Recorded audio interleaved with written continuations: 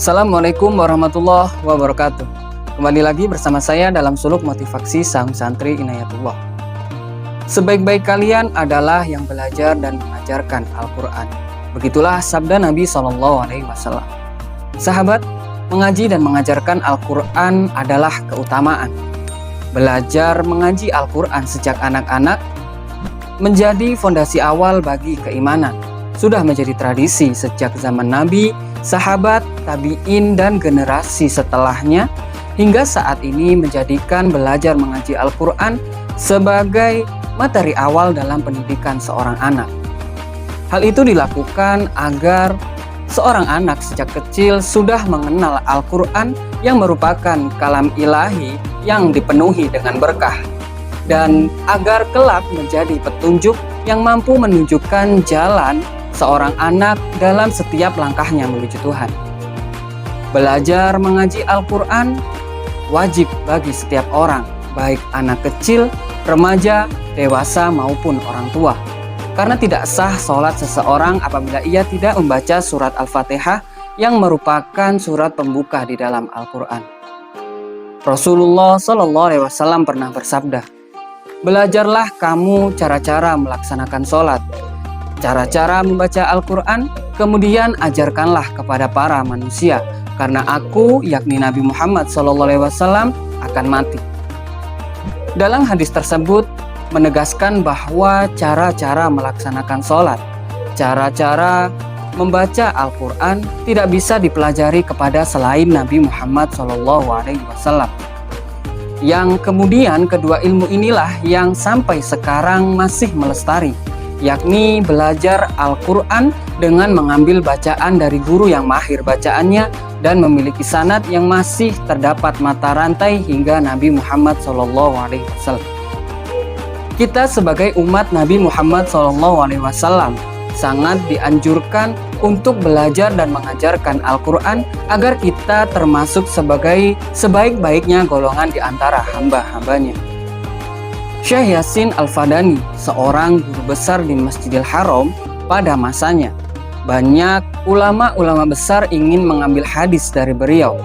Namun beliau di rumahnya setiap sore membuka taman belajar untuk anak-anak dan beliau sendiri yang langsung mengajarkannya. Dengan tidak malu, beliau mengajarkan Al-Quran dengan istiqomah dalam waktu yang lama. Ketika ditanya oleh muridnya, "Wahai Syekh, mengapa engkau tidak berangkat ke masjid saja? Di sana banyak ulama yang ingin mengambil ilmu darimu. Biarkan kami saja yang mengajarkan Al-Quran kepada anak-anak kecil ini." Lantas bagaimana jawaban Syekh Yasin Al-Fadani mengenai pertanyaan muridnya tersebut? Beliau menjawab dengan sebuah hadis, "Sebaik-baik kalian adalah yang belajar dan mengajarkan Al-Quran. Saya memohon dan berkeinginan agar dimasukkan ke dalam golongan sebaik-baik kalian dengan mengaji dan mengajarkan Al-Quran." Sahabat, demikianlah adanya. Belajar Al-Quran dan mengajarkannya adalah pekerjaan yang utama dan kewajiban yang harus diutamakan. Siapa orang yang menjadikan Al-Quran sebagai prioritas utama, maka kelak ia akan menjadi orang yang utama. Mereka yang senantiasa beristiqomah, membaca, menghafalkan, mengkaji, mendalami, dan senantiasa berusaha dengan semaksimal mungkin untuk mengamalkan ajaran Al-Quran dalam kehidupan sehari-hari adalah paling utamanya manusia. Sahabat, Rasulullah SAW bersabda, yang berarti barang siapa yang mau belajar Al-Quran kemudian mengamalkan apa yang ada di dalamnya, maka Allah akan menunjukkan dirinya dari kesesatan kepada pekerjaan yang benar dan menyelamatkan dari buruknya hisab kelak di hari kiamat. Dalam hadis tersebut terdapat jaminan bagi mereka yang mau belajar Al-Quran bahwa tidak akan ada kesesatan bagi mereka. Mereka yang mau belajar Al-Quran, yang mau mengamalkan apa yang ada di dalam Al-Quran, menghalalkan apa yang dihalalkan, mengharamkan apa yang diharamkan, dan mewajibkan apa yang diwajibkan, maka mereka akan ditunjukkan oleh Allah untuk senantiasa melakukan pekerjaan yang benar dan baik dan menyelamatkan dari buruknya perhitungan di hari kiamat. Nabi SAW pernah memberikan nasihat kepada Abu Hurairah radhiyallahu anhu. Beliau bersabda, "Wahai Abu Hurairah, pelajarilah Al-Quran dan ajarkanlah kepada para manusia. Teruskanlah yang demikian itu hingga akhir hayatmu.